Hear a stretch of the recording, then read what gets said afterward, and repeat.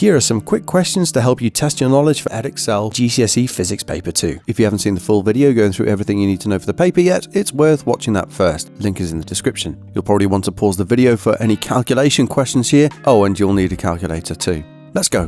What is the kinetic energy equation in symbol form? Also, rearrange it to make V the subject. Even though you probably won't have to remember equations because they'll be in the formula sheet, people who remember the equations do better.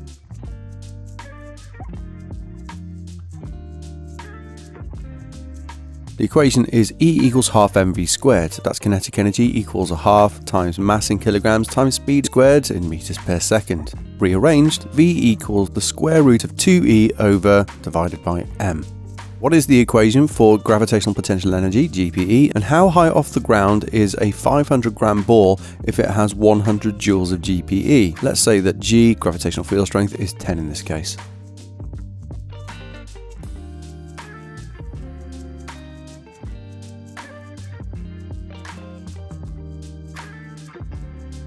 The equation is E equals mgh. GPE equals mass in kilograms times gravitational field strength, or G, you might just say gravity as well, times height in meters. Rearranging for h, we get E divided by m times g. So 100 divided by 0.5 times 10. Did you remember to convert grams to kilograms? 500 divided by 1000 is 0.5, so it's 0.5 kilograms. Don't forget that when you're dividing by two things on the bottom, you must use the fraction button on your calculator or use brackets around the two numbers. What is the definition of power, and how much energy does a 5-watt light bulb use in an hour?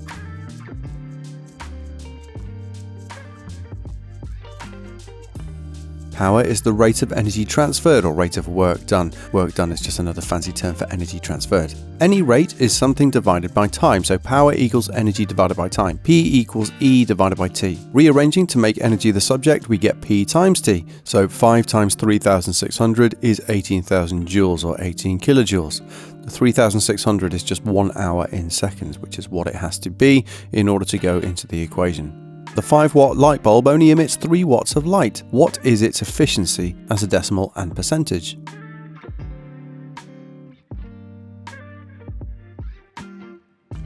Efficiency is just a ratio of useful energy out divided by total energy in. This gives us 0.6 as a decimal. Multiply it by 100 and it turns into a percentage, 60%. The equation for current is I equals Q divided by T, or you might see a rearranged version Q equals IT in your formula sheet already. What are the units for current I and charge Q?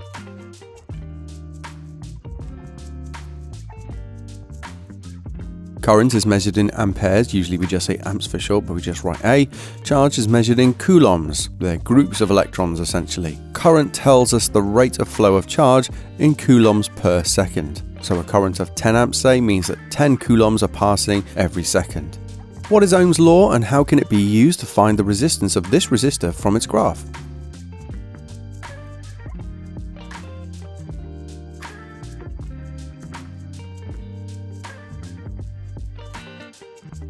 Ohm's law is V equals IR. Voltage, or the boards prefer you to say potential difference, or PD, that's measured in volts. That's equal to current in amps times resistance in ohms. Rearranging, we get R equals V divided by I. So we just pick a nice point on the line on the graph and divide the PD by the current. You'll get the same answer no matter what point you pick, but only if it's a straight line. By the way, this shows that this has a constant resistance, so we can say that it's an ohmic resistor. The graph for a filament bulb is not a straight line. Why is that?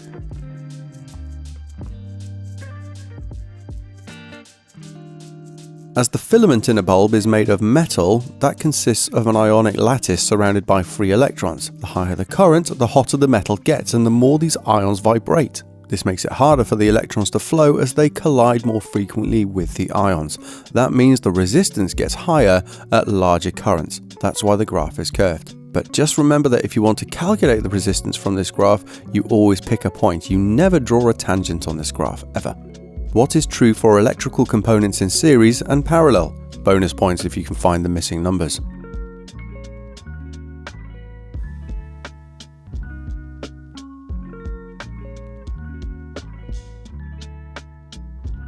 Components, say resistors, in series will have the same current, but the total PD will be shared between them.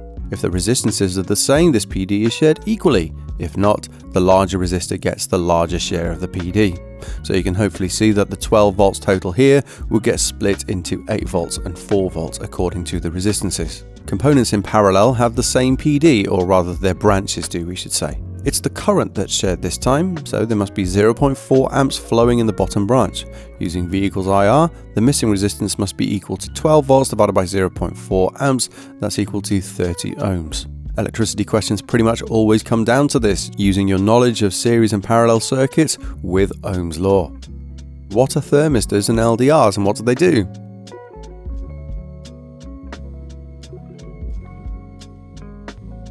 They're special resistors. Their resistance changes. Thermistors' resistance will decrease if the temperature gets hotter, and so that means resistance will of course increase if the temperature goes down. It's kind of the opposite to a metal filament in that regard. An LDR is a light-dependent resistor. It works in a similar way to a thermistor, just that this time it's an increase in light intensity that causes the resistance to go down. What is the voltage and frequency of UK mains electricity, and how is AC different to DC?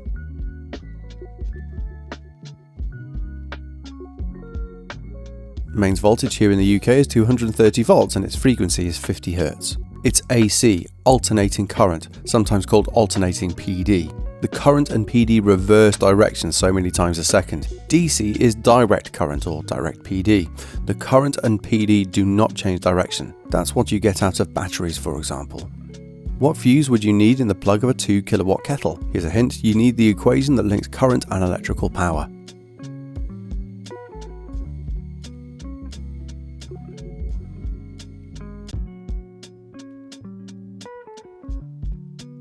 We use P equals IV. We need the current, so rearranging we get current equals power divided by voltage. So 2000 watts, that's 2 kilowatts, divided by 230 because that's mains voltage, gives us 8.7 amps. The three types of fuse we use are generally 3, 5 and 13 amps, so we need a 13 amp fuse for this kettle. What are step up and step down transformers, and where and why are they needed in the national grid?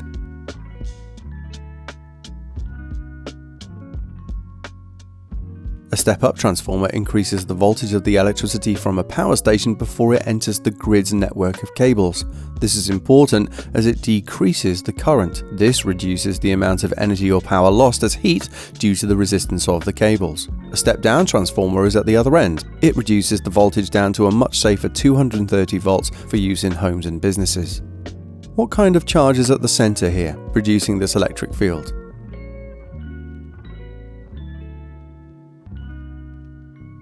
Electric field lines show the direction of force on a positive charge if it was placed in the field. That would mean it's being repelled from whatever's at the center. So that must mean it's a positive charge at the center.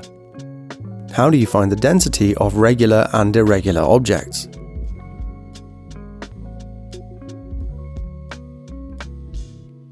The equation for density is mass divided by volume. You get the mass by using a top pattern balance. For a regular object, that's an object for which the volume can be calculated, say a cuboid, you measure all three sides using a ruler or a vernier caliper, then multiply all three sides together to get the volume. For an irregular object, say for a chess piece, you submerge the object in a displacement or eureka can. You collect the water, then put that into a measuring cylinder to find the volume. What is the definition of internal energy, and why does temperature stay constant during the melting or evaporating of a substance?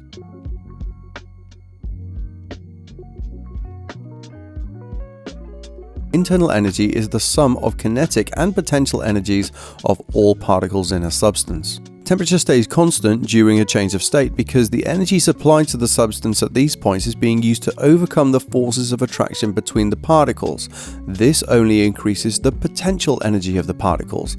It's only once melted or evaporated that the kinetic energy of the particles can increase again, and this is an increase in temperature. Here's the equation for specific heat capacity. That's change in thermal energy, or heat, equals mass in kilograms times specific heat capacity times temperature change in degrees Celsius. What mass of water at 20 degrees C initially can be raised to a temperature of 100 degrees C with 504 kilojoules of heat supplied? The SHC of water is 4,200 joules per kilogram per degree C.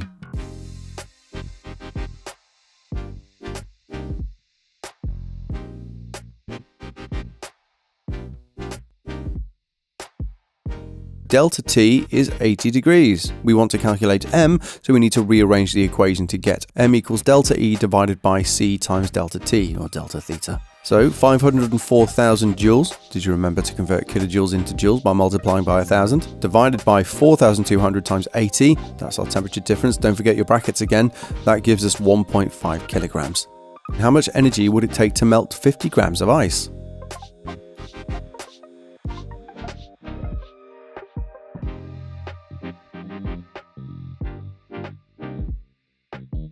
We use the specific latent heat equation. E or delta E equals ml, energy or heat equals mass in kilograms times the specific latent heat. So that's 0.05 kilograms times 334,000 joules per kilogram. That means we'd need 16,700 joules of energy to do this. Explain the 3 ways you can increase gas pressure.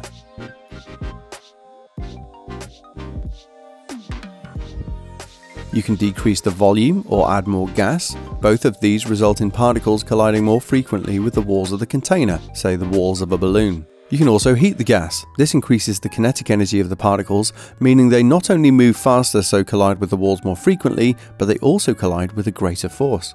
The gas law for GCSE anyway is this: PV equals a constant for a container of gas if the temperature stays constant. Atmospheric gas pressure is 101 kilopascals. What would the new pressure be if you took some of this gas and compressed it to half the volume?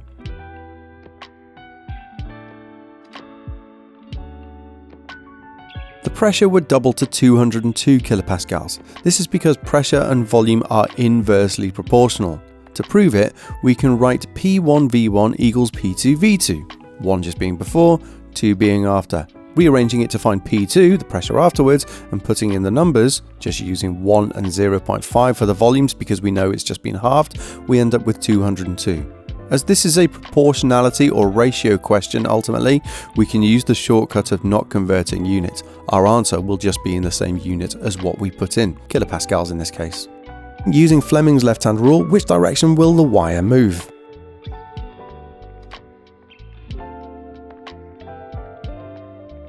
The magnetic field is always from north to south. Getting our left hand and lining up B and I with our index and middle finger, our thumb is the force, so the force on the wire is upwards. How do you increase the speed of a motor and the output from a generator?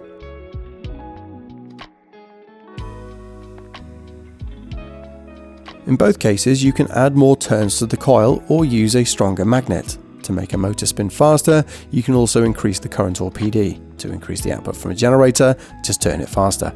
Double people, you're actually done, but don't forget to leave a like and a comment before you leave if you found this helpful.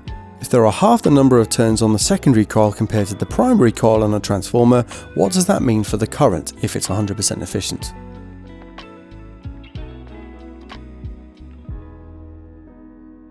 Half the number of turns means half the voltage in the secondary coil. These two things are proportional. Therefore, the current is doubled due to P equals VI, and power has to be the same for both coils. How can you reduce energy lost in a transformer?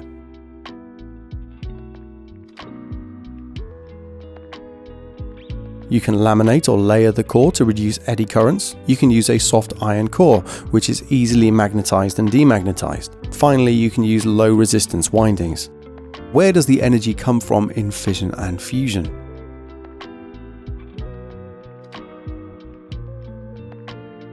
During fission or fusion, the mass of the nuclear fuel decreases.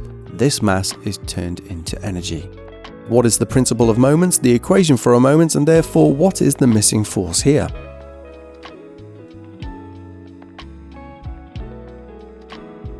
The principle of moments is this: for a system to be in equilibrium, the sum of clockwise moments must equal the sum of anti-clockwise moments. A moment is equal to force times distance to the pivot. The clockwise moment here is 20 Newton meters, which means the anti-clockwise moment has to be that too. Dividing this by the distance of 2 meters, that means the missing force must be 10 newtons.